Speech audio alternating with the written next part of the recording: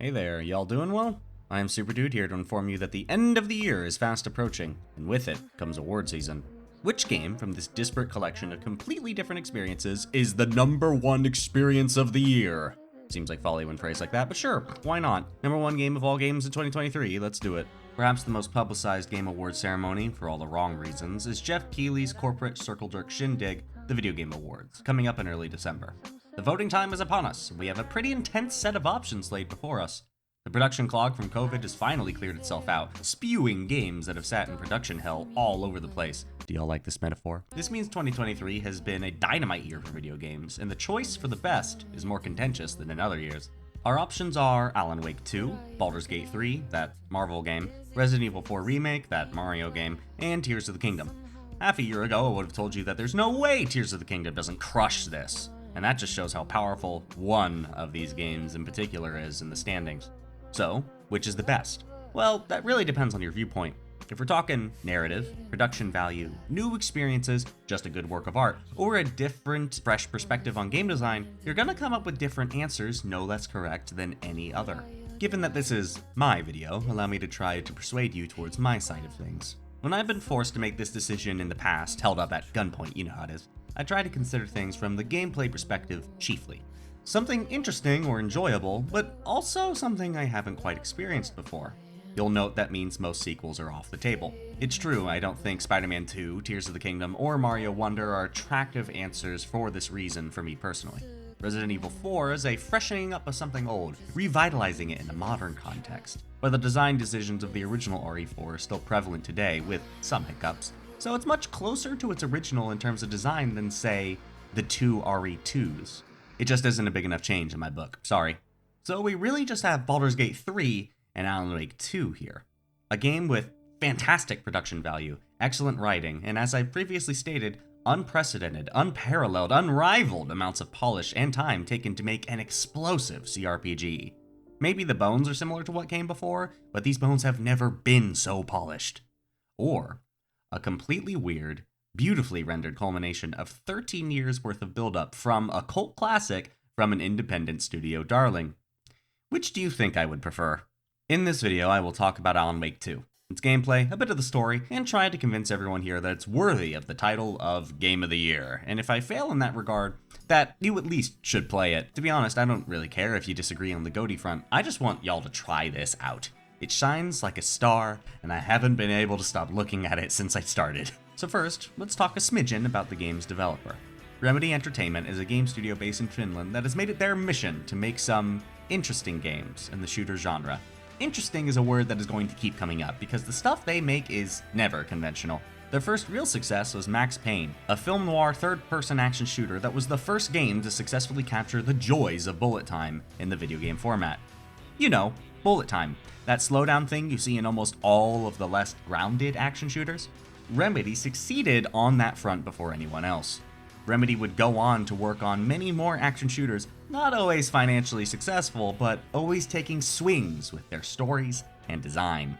Even here at the start though, we can see some of the elements of Remedy's in-house style form that help them stand out from the crowd. Number 1, creative shooter combat. From the bullet time of Max Payne, the cat and mouse two-phased combat of Alan Wake 1, or the complete supernatural power fantasy of Control, each of these games seeks to do something different than the conventional and third-person shooters of the day. Number 2, Remedy's general film buff vibe. Each game created by Remedy is aping something, acting as a video game conversion of a well-known property or idea. Alan Wake 1 is Twin Peaks and Stephen King novels. Control is absolutely X-Files, but also SCP Foundation, and etc. You can see the lineage of their ideas, and that makes them richer if you decide to dig deeper into their worlds or their genres. Did you love Control? Well then allow me to direct you to X-Files, or hell, the Magnus Archives. This lake has no bottom. You can keep digging into more works you like in the space if you have an interest. Last but not least, and actually this is probably the thing that makes Remedy stand out in the space, is their use of multimedia. Remedy likes to embed other types of media inside their games, putting in other videos, live action snippets, songs, hell, even music videos into their works. Games are somewhat allergic to including other forms of media within themselves in this way.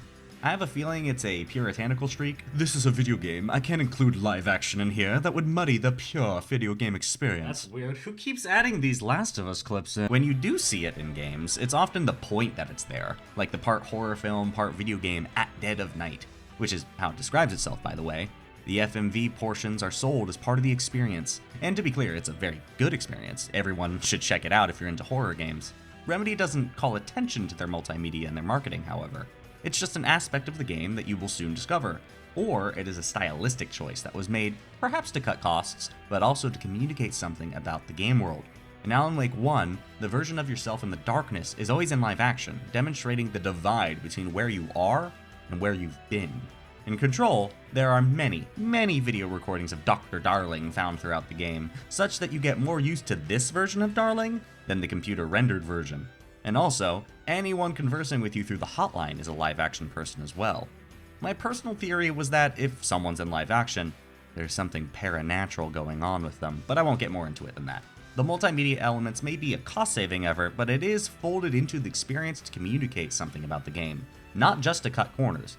If to cut corners at all, honestly. The production value on some of these is crazy. Since Alan Wake 1, Remedy has been building its way towards Alan Wake 2, though not always intentionally. Control was the first game to make explicit that Remedy is attempting to connect the dots of its older works, making them into a connected universe, which Remedy calls the Remedy Connected Universe, or Remedyverse. The connections are varied and even run into games Remedy technically can't include.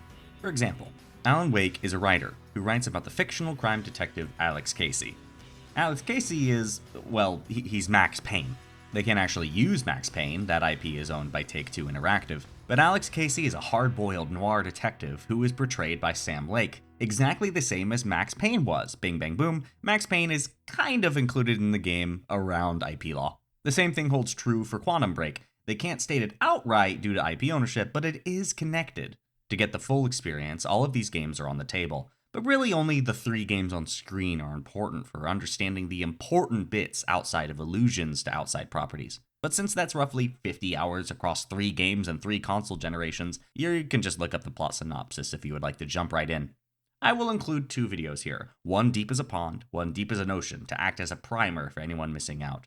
Though I won't spoil Control for you, I consider Alan Wake 1 and American Nightmare to be fair game given that they're both a decade old, so go watch or play before you enter. And if there's anything so spoiler-dacious that you guys need to be warned before it's incoming, I will include the text on screen when it's incoming, and include a pop for people who don't look at the screen, I know you're out there, so that you know to skip it if you are squeamish to Alan Wake 2 spoilers of all kinds. With that out of the way, let's get into the game in question. Alan Wake 2 is a follow-up to... Well, the most correct answer is Control, but taking place in an updated Bright Falls, Washington, 13 years after its debut in Alan Wake 1. You play as both Saga Anderson, an FBI detective investigating a string of recent murders with her partner Alex Casey, and the titular writer in question, trying to escape the darkness which he has been stuck in for more than a decade now. Surprising he hasn't gone insane yet. Or has he? Both characters are experiencing interconnected but distinct stories, and they can be completed more or less independently from each other. If you hate Alan so much that you would rather bum rush Saga stories first, you can do so, though you're leaving Alan's entire portion for later, and that sounds like a recipe for exhausting yourself to me. These two are very distinct in their gameplay decisions, progressions, and the experience that they're going through, meaning it's fun to break from one to the other. I personally find Saga's portion of the game passively scarier than Alan's, but he definitely has higher peaks of horror. Which, while we're on the subject, this game's genre is survival horror, putting it in stark contrast to its peers. Alan Wake 1 was more horror aesthetics on an action shooter. The scares were few and far between, and the complete campiness of its plot brought tons of levity over the course of the entire experience. Also Barry. Barry makes it hard to maintain a horror tone by just being here, the lovable idiot. Remedy's typical genre is third-person action shooters, so much so that their games or original IPs are one of the first to appear from Google's cursory search. In terms of genre, this is a new thing for Remedy to attempt, and they don't just attempt it, they produce 2 different flavors of survival horror within their own game for Wake and Mrs. Anderson. This is why I think you should really switch back and forth between the two. They're both survival horror, sure, but they're different expressions of that same survival horror core. Get sick of one or reach a good narrative endpoint, perfect time to switch to the other. So how do these do Control, then? The game begins with Saga, sort of, so we'll start there as well. Saga is allowed to move across these medium-sized open areas in service of her investigation into a string of recent murders with the same modus operandi. A serial killer? A ritual sacrifice? That's up to you to figure out. Quite literally, actually. The big slap plate on the PlayStation 5 controller brings you to Saga's Mind Palace, where she has, among other things, a thought board for connecting ideas, a place to interrogate suspects and witnesses in an unconventional way, let's say, as well as progression mechanics, ways to look at previous found videos, music, manuscript pages, and more. Time still passes while you're in this mind place though, so you need to be careful when you decide to drop in. Literally everything, save your inventory, is tied to the mind place. So this isn't a toothless threat. You really do need to be in a safe place if you want to do much here. So you go around looking for clues and connect them to the case at hand. It can be pretty damn handholdy, which can't really be helped in a game where this is the secondary mechanic rather than the primary.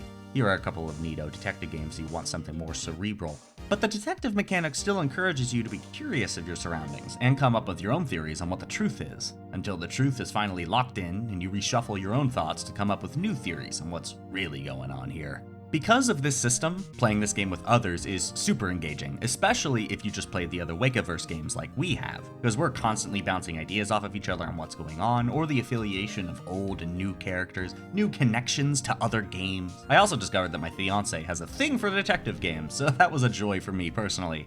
Never stop learning about your muses, kids. Wake's mechanic is a much different experience. His mind place is a writing room, which looks a lot like the attic room from the Cauldron Lake House from Alan Wake 1, but I'm sure that's just a coincidence. Alan's time in the dark place has made him very proficient in shaping it with his stories, so his gameplay is about moving through spaces that don't observe normal rules of space-time, finding inspiration for his stories and writing them into the world, warping it to make it more navigable. It's a mindfuck puzzle where you command the space to change so that you can make your way through it. It's also a decent bit shorter than Saga's, but we need to talk about combat to get into that. The original Alan Wake's gunplay came in two phases: Shadow Phase and Vulnerable Phase. When an object, person, or bird is cloaked in shadow, they are invulnerable to any damage you can inflict. To shed this protection, you must use light to banish the darkness, which you can do with a flashlight, flares, or perhaps some other light source you can find in the environment. They have a sort of darkness health bar, which is represented by this light circle when you shine on them. Once that circle is closed, you can kill them off, usually pretty handily. Sounds easy in a vacuum, but what if there are 7 of these bad boys on ya? I described this as cat and mouse earlier due to these two layers. In darkness, you're being hunted. When the darkness is blotted out, you can hunt them in turn. For an action shooter with horror trappings, this does a good job evoking the helplessness of horror, but still letting you be a badass that the action portion demands. But in survival horror, players should be a lot more helpless. So how do they go about mixing that up? In Alan Wake 2, breaking the darkness shield is super simple, but your flashlight's bright attack comes in segments rather than a recharge like in 1, and they don't come back if you find yourself out of batteries entirely. Now, using that light is a resource decision, and if you're completely out of it, you just can't fight anymore. Better run off and hope to find some battery somewhere. When genuine combat starts, the fights are about what you'd expect for survival horror. Any normal enemy takes a clip's worth of bullets to actually kill, and the more dangerous types are even worse. You also have Alan Wake's grenade equivalents and flares and flashbangs, so it looks a lot like Resident Evil's combat from where I'm standing. Look, they even have the classic RE bolt cutters. What is slightly different is their implementation of a dodge mechanic, a la Resident Evil 3. Enemies rush you down or throw stuff at you, and your only defensive options are flash them in the face to interrupt them, which uses that resource I mentioned earlier, or the dodge. Dodge with good timing and they'll stumble, giving you a couple extra hits, but that's it. It's not like a Souls game where they just expose their anus for you to thrust your hand into. You get 2 seconds, and you better use them wisely. Once they get up, they'll be on your ass once again, and these aren't shuffling zombies. No, these monsters are fast and persistent. Now let's talk about the difference between Saga and Alan's combat styles. Saga's enemies are... well, I'm reticent to tell you what they are, but they are more humanoid than what Alan is dealing with. This means they're out and about in the environment, maintaining patrol patterns, talking to each other, sometimes talking to you. They're trying to find you and snuff you out. It reminds me a lot of the enemies in the forest, the way they're just out there, ready and waiting for you to make a mistake. I find an intelligent human menace scarier than some paranormal force, which is why Saga's portion of the game is personally scarier to me. One saving grace, though, is that these enemies are genuinely few and far between. If I did have a criticism of the combat, it's that this dodge isn't very consistent, so you can sometimes get your balls rocked without it being your fault. I think Remedy understood this, so combat doesn't happen too often as a mercy on their part. This both allows you to focus on Saga's narrative goal of exploration and solving the mystery, but also serves to really ratchet up the tension. Any horror fan will understand this principle. The longer we go without seeing the monster, the greater anticipation rises, making you scare yourself with your imagination alone. Walking through almost the entirety of this theme park, not a single monster appearing in the quiet, it was deeply unnerving. The combat and exploration beautifully blend with the scares to make an exceptional atmosphere of horror. Alan's atmosphere, on the other hand, is terror. He operates under the same combat rules as Saga, dodge-heavy, close-quarters fights that don't occur too often, but the framing makes the tension much higher. Alan is dogged by shadows, which are peppered all throughout the map. When the light is shined on them, one of two things happens. Either they fade away entirely, a trick of the dark presence, or the true Taken underneath is revealed. So how do you tell the difference? You don't. So coding Alan's paths are tens of shadows, each of which could potentially be a monster. You can't just shine your light on all of them, because once you're out of that resource, it's gone. So what do? Unlike Saga, Alan's monsters aren't real people. They don't have eyes or ears, they're just shadows. This means, if you're quiet and you don't shine your light on them, you can sneak past them. That's right. Alan's portion of the game has a pretty aggressive stealth component to it, as you avoid the shadows to get to the next scene in your story. Many moments of Alan's story are spent barely tilting the analog stick forward, being forced to weave through multiple shadows in the hope that you can squeeze past. The resource economy of Alan's game is tighter than Saga's, so failing to sneak and discovering that those 4 shadows hid 2 real enemies in it is a real tough pill to swallow. Plus, Alan's portion of the game takes place in the Dark Places rendition of New York City, reminiscent of Alan's detective thrillers. This means you're fighting in subways, back alleys, corridors. You don't have the luxury of space Saga does in the wetlands and the forests. You have a 10-foot alley, and the enemies will be on you in 3 seconds. For this reason, I die basically every other fight in Wake's story, because the demands are much greater for Wake, which makes sense given his situation. Alan Wake's portion is also host to many a jump scare, chase sequence, and the like as you near the end of your destination. Alan's portion is both shorter and less structured than Saga's, so the frights can truly come on the whims of the world around you. Saga's longer chapters facilitate her exploration, which makes sense for the detective. Alan's chapters are shorter because both the more intense combat, scares, and stealth lead to a high-stress environment that you need to break from more often than Saga's. Now is probably the best time for me to say this. I couldn't find a place for this in the script. The lighting in this game is really, really good, which makes sense because it's a game about light and darkness. It is narratively poignant to make light so nice looking, but there are visual effects that happen in this game which just left me and my fiance going, how did they do that? That looks so cool. We're at the edges of it now, so let's finally get into the story. I think Alan Wake 2 is one of the more interesting attempts at horror that we've gotten recently, because its approach to storytelling warps your expectations around the game. Horror games have the dreadful build-up, where nothing happens save audio or visual hiccups to try and make you produce the horror in your imagination. Also jump scares, which are their own topic unto themselves. The actual scare moment, then a period of rest. Anticipation, moment of attack, payoff, and then release the pressure. Wake's combination of horrid realism and complete absurdity both play into this game's flavor of horror to make a high anticipation horror with an interesting perspective on pressure release. The very first thing that happens upon starting the game isn't Saga nor Alan, but a naked, bald, horizontally blessed middle-aged gentleman washing up on the shores of Cauldron Lake. He's being dogged by something, and you play as him trying to escape it. Skipping ahead a couple of pages, this guy becomes an enemy to you, no less naked, infinitely more menacing. This is pretty unsettling.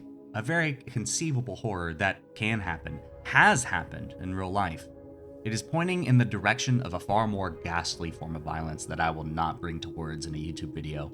Contrast that then with its penchant for absurdity, and you're left with no expectations for what this game could pull next.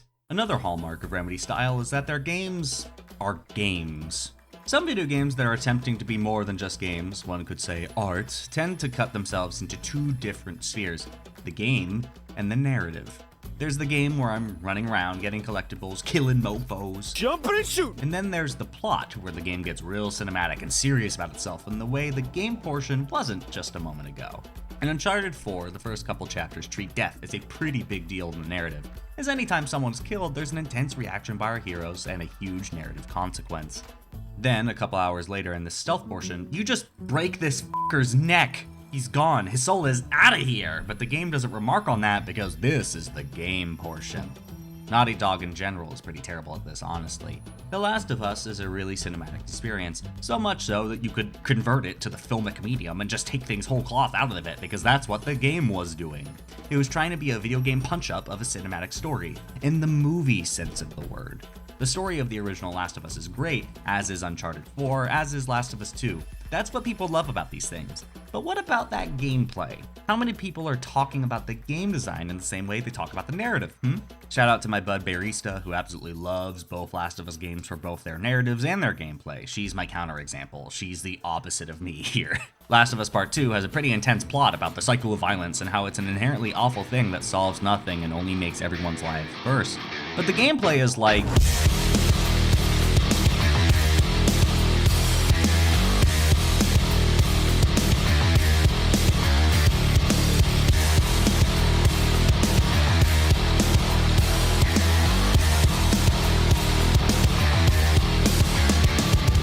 Some people will call this sort of thing ludonarrative dissonance, but that's an overused phrase, so I'll just call it dumb. Nothing against you if you like these games, by the way. As I said, my bud Bear here plays them roughly twice a year each. She's a freak for this shit. It just really isn't for me is all. What was I saying? Right, Remedy's games are not afraid to be gamey and honestly dumb at multiple points in their experiences. Alan Wake 1 has this musical section where you defeat monsters on stage to a pretty banging power metal track. Control has these stupid loot boxes all over the place and collectibles to modify your playstyle. And Alan Wake 2 has multiple forms of progression inside that makes it feel, well, video gamey. The manuscript slips Saga finds can be combined to make upgrades to her abilities. In the narrative, this is Alan's book saying Saga did something. So there's a narrative blurb that the game gives to represent the story modifying Saga. It's like, she loads her shotgun better and she feels cool about it. It's all very stupid, but it's earnest. That's kind of at the heart of this thing. It's dorky, but sincere. To further illustrate this point, I want to talk about the live action elements found in the game. In Saga's portion of the game, there's little in the way of live action, save these two dweebs. Jaakko and Ilmo Koskela are two Finnish Americans with a wicked entrepreneurial streak, developing many products in the greater Bright Falls area, and they advertise these goods and services on TV. These videos have the energy of low-budget local TV commercials, and as someone who lives in rural America, this hits close to home indeed. They're always goofy. Jaakko doesn't try even a little bit, and sometimes they're even bringing attention to gameplay mechanics in a humorous fashion. This brings some levity to Saga's horror, whilst also fleshing out the world of Bright Falls, giving greater verisimilitude to the Cauldron Lake area. This is not the intent of the live-action and Wakes portion of the game. Remember when I said earlier that the live-action has a greater meaning in the narrative than just a cost-cutting measure? For Alan, I think the live-action is meant to communicate the unreality of what he's experiencing. The live-action is much more pervasive for Alan, forcing its way through his narrative, appearing in visions of the story, as intros to new portions of the journey through this talk show, and other instances I am less keen to share for spoiler reasons. Alan is constantly fading in and out of his live portrayal and his computer one, and the lines get even more blurred as you progress further. Remedy uses their multimedia element to represent the chaos of Alan's nightmare realm, but they also present some levity for Alan as well, but let's delay that topic for a bit longer. So that's Alan Wake 2. Does anyone remember when this video was about the game of the year? Don't worry, I haven't lost sight of that. So if we're putting these two games toe-to-toe, why does Alan Wake 2 edge it out for me? Well, I think it has to do with the writing. In Baldur's Gate 3, the writing is impeccable, and while it does become a bit of a hydra in the final portion of the game because Baldur's Gate's big, the characters and their journeys are great. I love my frog wife. I hope this man wins Best Performance of the Year. I think he deserves it. And I think they did a fantastic job with this group. But I have seen this exact type of story done well before. Alan Wake's writing is weirder. That's really what this video is about. I should change the title to Alan Wake 2 is weird and I like it, because that's kind of what this breaks down to.